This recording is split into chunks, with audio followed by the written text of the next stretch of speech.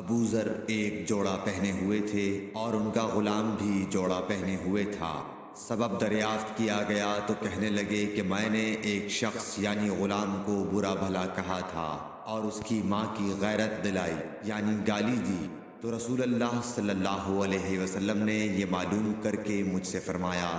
اے ابو ذر، تو نے اسے ماں کے نام سے غیرت دلائی ہے، بے شک تجھ میں ابھی کچھ زمانہ جاہلیت کا اثر باقی ہے۔ یاد رکھو ماتحت لوگ تمہارے بھائی ہیں،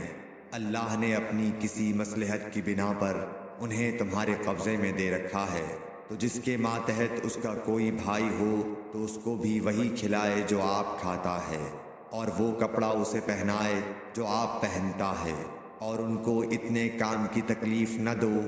کہ ان کے لیے مشکل ہو جائے، اور اگر کوئی سخت کام ڈالو تو تم خود بھی ان کی مدد کرو۔ صحیح بخاری حدیث نمبر 31۔